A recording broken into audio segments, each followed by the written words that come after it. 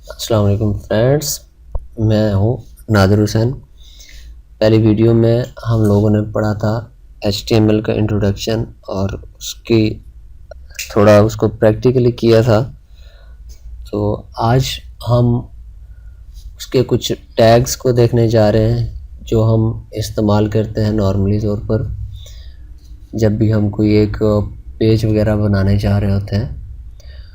तो कुछ टैग्स हम इस्तेमाल करते हैं। जैसे सबसे पहले, वैसे ये चीज़ें हम पिछली वीडियो में भी इस्तेमाल कर चुके हैं, थोड़ा उसको रिवाइज कर लेते हैं। सबसे पहले हमारे पास था पैराग्राफ टैग। अब पैराग्राफ टैग क्या करता है? सिंपल सी बात है कि जब हम पैराग्राफ टैग को इस्तेमाल कर रहे होंगे तो किसी एक पैराग्राफ को लिखने के लिए इस्तेमाल करेंगे। अगर किसी एक पेज के ऊपर हमें किसी भी जगह पर एक पैराग्राफ लिखना है तो तब हम पैराग्राफ टैग का इस्तेमाल करेंगे। The tag offer a way to structure your text into different paragraphs. Each paragraph of text should go in between an opening and closing tag as shown. तो जिस तरह अब ये एक मैंने यहाँ पे मेंशन किया हुआ है P टैग के साथ, P ओपनिंग है और P क्लोजिंग टैग है। अगर हम इसके दरमियान में जो भी लिखेंगे तो वो एक पैराग्राफ की शक्ल में हमारे एक वेब पेज पर ज़ाहिर होगा। अब जब हम इसको लिखने जा रहे होंगे तो ये एक इम्पोर्टेंट बात है कि जो भी कंटेंट हम लिखना चाहते हैं पैराग्राफ के अंदर तो वो इन दोनों टैग्स के बीच में होना चाहिए। अब ये तो था एक कि हम पैराग्राफ किस तरह ऐड करते हैं। नेक्स्ट अगर हम बात करते हैं कि अगर हम कोई चीज़ लिख रहे हैं और उसको न्यू लाइन पर लेके जाना चाहते हैं अपने कंट्रोल को, तो उसके लिए एक चीज़ यूज़ की जाती है जिसको कहा जाता है लाइन ब्रेक टैग। तो लाइन ब्रेक टैग जब हम इस्तेमाल करते हैं उसको रीड करने के बाद जो पर्सर होता है HTML पर्सर, वो डायरेक्ट न्यू लाइन पर चला जाता है। Whenever you use the element, यानी जो हम उसको इस्तेमाल करते हैं BR tag, anything following it start from the next line, जो भी न्यू चीज़ होती है उसके बाद वो नेक्स्ट लाइन पर चली जाती है। This tag is an example of an empty element. तो इसमें कुछ हम लिखते नहीं हैं, यानी जिस तरह हमारे पास पेयर टैग्स होते हैं तो स्टार्टिंग और क्लोजिंग टैग में जो कंटेंट होता है वो हमें लिखना पड़ता है, लेकिन इसमें हम कुछ लिखते नहीं है, जस्ट उस टैग का नाम होता है। Where you don't need opening and closing tag, ठीक है। तो इसमें ये डेफिनेटली पेयर टैग नहीं है, सिंगल टैग है, तो इसमें हमें ओपनिंग और क्लोजिंग टैग की ज़रूरत नहीं पड़ती। तो यहाँ पे एक एग्ज़ाम्पल दी हुई है कि हम अक्सर तौर पर BR भी यूज़ करते हैं, लेकिन ये मैक्सिमम तौर पर एक्सेप्टेबल नहीं होता। जो वैलिड होता है वो फॉरवर्ड स्लैश के साथ वैलिड होता है। उसके बाद नेक्स्ट है कि हम अक्सर तौर पर अपने कंटेंट्स को राइट करना चाहते हैं विद इन द सेंटर, यानी हम जो भी डाटा अपना लिखना चाहें वो एक सेंटर में आए, तो उसको हम सेंट्रलाइज्ड कैसे कर सकते हैं। सिंपल सा एक टैग है सेंटर, जिसके ज़रिए हम उसको सेंट्रलाइज भी कर सकते हैं। तो इसमें क्या होता है, you can use centralize tag to put any content in the center of the page और एनी टेबल सेल। अब ये तो ये हो सकता है कि या एक पेज हो किसी एक वेब का, या फिर आपके पास एक टेबल हो सकता है, टेबल के अंदर कंटेंट हो सकते हैं, उनको आप अगर सेंट्रलाइज्ड करना चाहते हैं तो सेंटर टैग का इस्तेमाल कर सकते हैं। उसके बाद नेक्स्ट हमारे पास होता है हॉरिजॉन्टल लाइन। अब हम एक ऐसी लाइन ड्रा करना चाहते हैं जो हमें एक वाज़े तौर पर कुछ इंडिकेट करे कि हमारा ये अपर पोर्शन है और ये लोअर पोर्शन है। तो उस चीज़ के लिए हम एक हॉरिजॉन्टल लाइन ड्रा करते हैं। तो उस चीज़ के लिए हम जो टैग इस्तेमाल किया जाता है वो HR होता है। और यहाँ पर भी एक चीज़ है कि हम नॉर्मल तौर पर जो टैग इस्तेमाल करते हैं वो HR होता है, लेकिन इसका जो एक्चुअल फॉर्मेट है वो HR// है। तो रीड करते हैं थोड़ी इसकी theory. Horizontal line are used to visually break up section of a document. HR tag creates a line from current position in the document to the right margin and breaks the line accordingly. तो जब भी हम HR का इस्तेमाल करेंगे तो वो क्या करेगा कि हमारे जो डॉक्यूमेंट्स होंगे, जो हमने एक पैराग्राफ लिखा होगा, उसके बाद आने वाला जो जितना भी कंटेंट होगा उसके दरमियान एक हॉरिजॉन्टल लाइन ड्रा कर देगा, जिससे हमें वाज़ेह तौर पर ज़ाहिर हो जाएगा कि हमारा जो कंटेंट है वो अपर साइड वाला कौन सा है और लोअर साइड वाला कौन सा है। तो सबसे पहले नेक्स्ट जाने के लिए सबसे पहले हम इसको थोड़ा प्रैक्टिकली भी देख लेते हैं। चलते हैं हम अपने विजुअल स्टूडियो कोड पर। हमारा जो प्रोजेक्ट चल रहा था, विजुअल स्टूडियो कोड को ओपन करते हैं।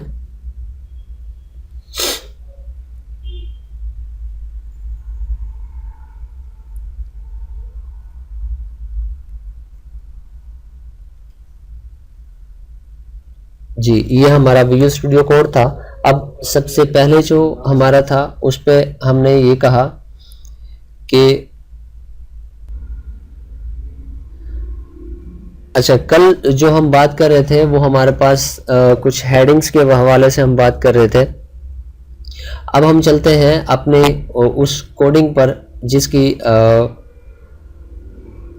हमने यहाँ पर बात करनी है। तो सबसे पहले हमारे पास था पैराग्राफ टैग। तो पैराग्राफ टैग को हम जाकर यहाँ पे अप्लाई करते हैं। मैं यहाँ पे कुछ कंटेंट लिखता हूँ, ये मैं इसको ऐसे रहने देता हूँ। इसके नेक्स्ट लाइन पर मैं आकर कोई एक पैराग्राफ P टैग के साथ लिखता हूँ। तो I am going to teach web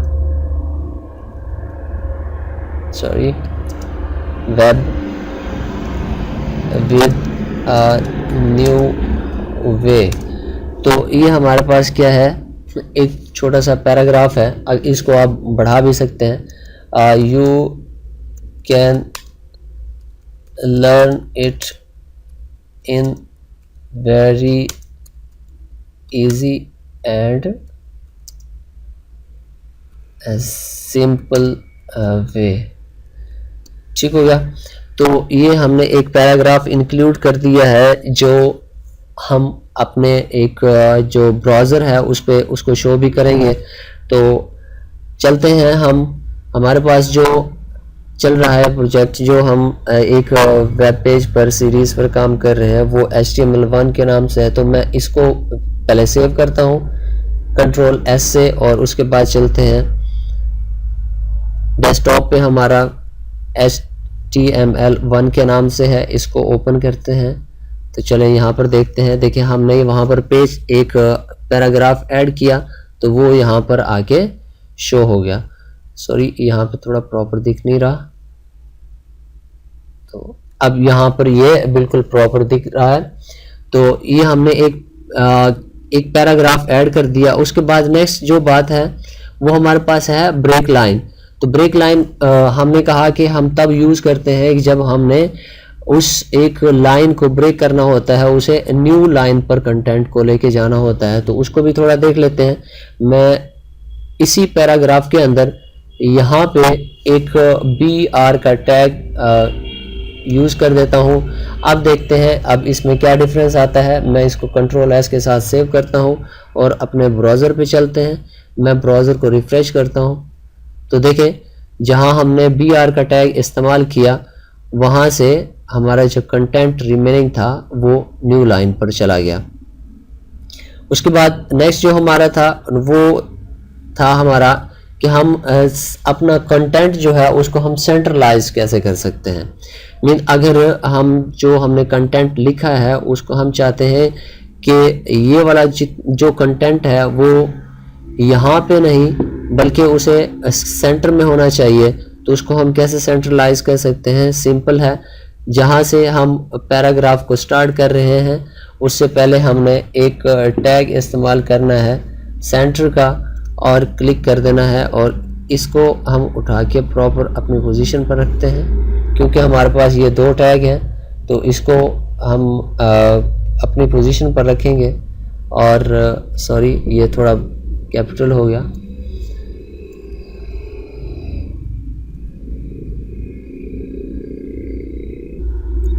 यहाँ पे मैंने क्लोजिंग टैग को पेस्ट किया और कंट्रोल एस के साथ सेव किया। तो अब हम चलते हैं ब्राउज़र पर, और मैं यहाँ पर ब्राउज़र पे रिफ्रेश कर रहा हूँ ब्राउज़र को। तो देखते हैं कि क्या चेंज आता है इसमें।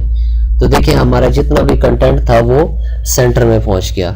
उसके बाद हमारे पास जो नेक्स्ट लास्ट चीज़ थी कि हम किसी भी कंटेंट के दरमियान एक हॉरिजॉन्टल लाइन ड्रा करना चाहते हैं, यानी एक चीज़, एक लाइन वाज़े होनी चाहिए कि हमारा अपर और लोअर कंटेंट कौन सा है।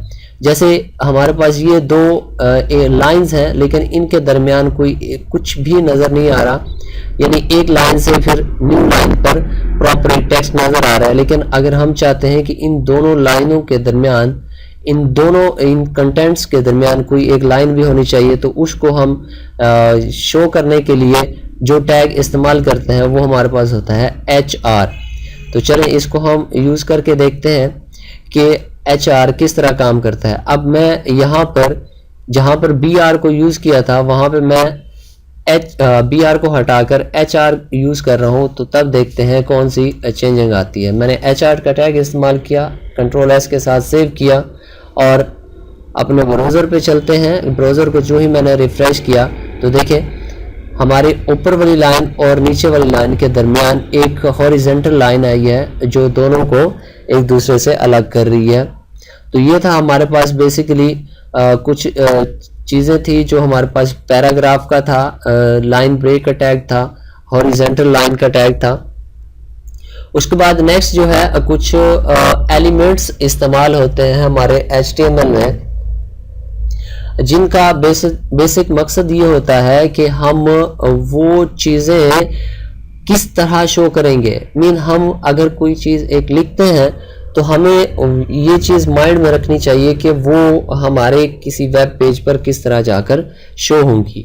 फॉर एग्जांपल, अगर हम कोई एक पेज ऐड करते हैं या फिर कोई एक पैराग्राफ ऐड करते हैं या फिर हम कोई एक पेज को डिवाइड करने के लिए कोई कंटेंट यूज़ करते हैं, तो वो हमें किसी एक वेब पेज पर कैसा दिखाई देगा उस चीज़ को नॉमिनेट करने के लिए हमारी पास जो चीज़ें होती हैं वो बेसिकली कहा जाता है HTML एलिमेंट्स।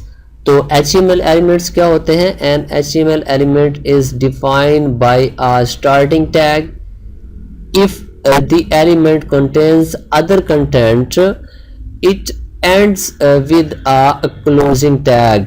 यानी अगर हमारे पास एक टैग है जिसका जस्ट स्टार्टिंग टैग है, जैसे हमारे पास IMG होता है, उसके अंदर जितने भी एलिमेंट्स होते हैं हम उनको पुट करते हैं लेकिन उसका एंडिंग टैग नहीं होता। लेकिन अगर हम बात करते हैं पैराग्राफ टैग की, H1 टैग की या div टैग की, तो इसके अंदर मज़ीद और भी कंटेंट्स होते हैं। तो इसलिए हमें इस चीज़ के लिए क्लोजिंग टैग की भी या एंडिंग टैग की भी ज़रूरत होती है।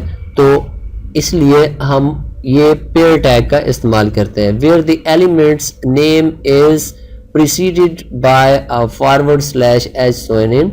जिस तरह एग्जांपल में दिखाया गया है कि हमारे पास जो दो पेयर टैग्स हैं, एक हमारे पास स्टार्टिंग टैग है, उसके अंदर जो कंटेंट हम लिखते हैं वो है, और उसके बाद लास्ट में हमारे पास एंडिंग टैग होता है जिसके बाद हमारी उस कंटेंट की लिमिट ख़त्म हो जाती है। यानी उसके दरमियान जितनी भी चीज़ें आएंगी वो हमारी प्रॉपर तौर पर शो होंगी जो ये डिफाइन टैग डिफाइन कर रहे होंगे। यानी ये P टैग क्या डिफाइन कर रहा है कि हमने एक पैराग्राफ ऐड किया है, H1 क्या डिफाइन कर रहा है कि हमने कोई एक हेडिंग डिफाइन की है, और उसके बाद div क्या डिफाइन कर रहा है कि हमने कंटेंट को डिवाइड कर दिया है। 2 कंटेंट थे, 10 कंटेंट थे, 5 कंटेंट थे, तो उनको हमने डिफरेंट कैटेगरीज में डिवाइड कर दिया। तो उस चीज़ के लिए हमने div का इस्तेमाल किया। तो ये बेसिक हमारे पास कुछ टैग्स थे और HTML के एलिमेंट्स थे। नेक्स्ट चीज है कि हम जो टेक्स्ट यूज कर रहे होते हैं, मीन हमने एक पैराग्राफ यूज किया या फिर हमने एक हेडिंग यूज की, तो उसको हम फिर उसकी फॉर्मेटिंग कैसे बना सकते हैं, यानी हम उसको बोल्ड कैसे कर सकते हैं, इटैलिक कैसे कर सकते हैं, उसके दरमियान कोई हम अगर अंडरलाइन लाना चाहते हैं तो वो कैसे कर सकते हैं, अगर हम किसी टेक्स्ट के ऊपर लाइन ड्रा करना चाहते हैं तो कैसे कर सकते हैं, अगर हम किसी टेक्स्ट को सुपर बनाना चाहते हैं, या उसके बाद नेक्स्ट एक टैग होता है सबस्क्रिप्ट का, तो हम उसको कैसे बना सकते हैं। ये सारी चीज़ें हम आज थोड़ा इसको देखेंगे और साथ साथ प्रैक्टिकली इसको जारी रखेंगे साथ साथ। ठीक है, तो सबसे पहले हमारे पास है bold text. Bold text basically जब हम इस्तेमाल करते हैं तो वो कोई भी टेक्स्ट हो, अगर इन दो टैग्स के दरमियान आ जाता है तो वो खुद को हाईलाइट कर लेता है, यानी वो बोल्ड हो जाता है। तो anything that appears within B tag and B starting tag and B closing tag element is displayed in bold, यानी इन दोनों के दरमियान जो भी कंटेंट आएगा वो बोल्ड शो होगा।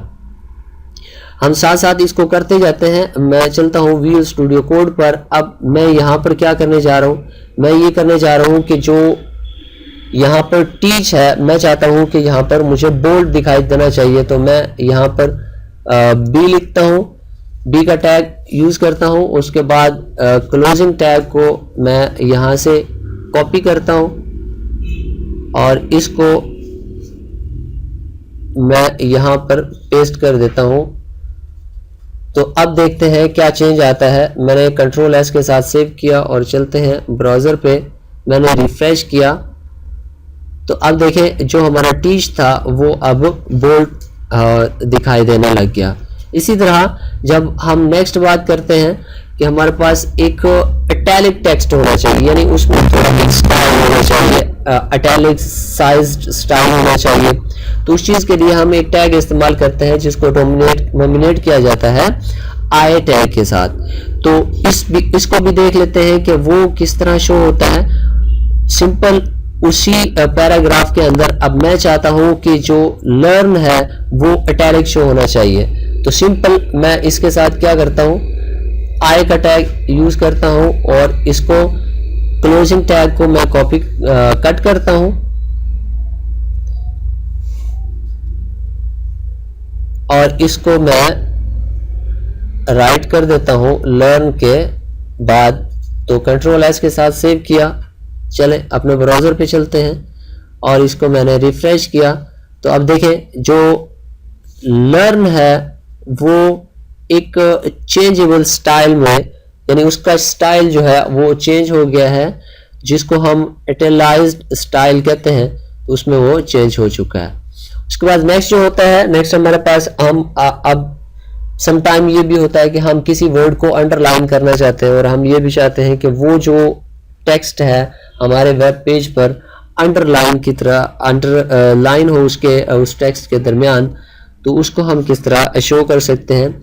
तो उसके लिए टैग इस्तेमाल किया जाता है यू डेफिनेटली पेयर टैग है, तो इसके दरमियान जो कंटेंट आएगा तो वो हमारा शो होगा इसमें अंडरलाइन में। तो इसको भी हम करके देखते हैं।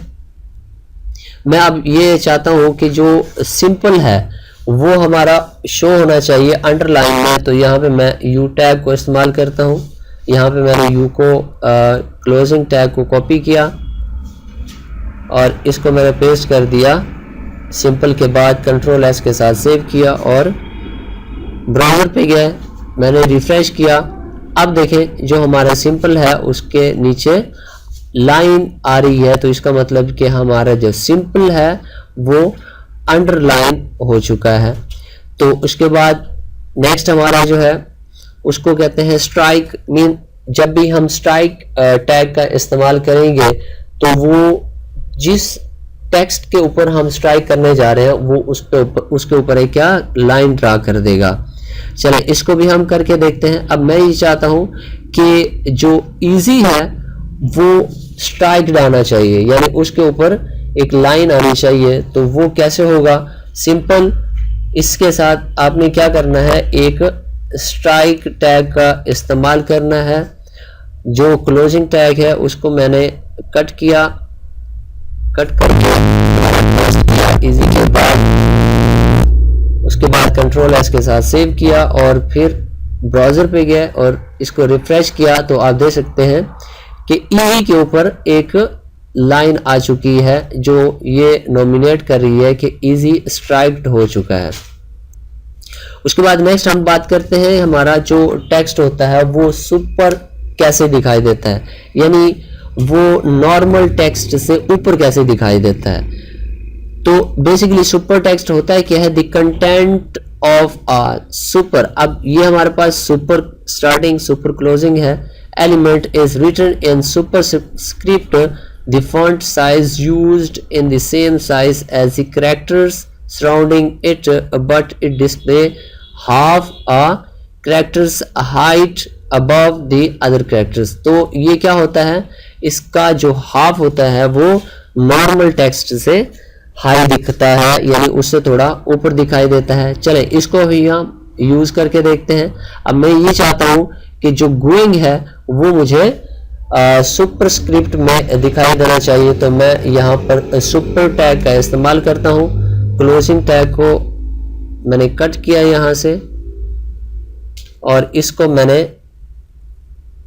पेस्ट किया गोइंग के बाद और कंट्रोल एस के साथ सेव किया और फिर हमने जो ही रिफ्रेश किया अपने ब्राउज़र को तो देखें जो हमारा गोइंग था वो ऊपर जा चुका है।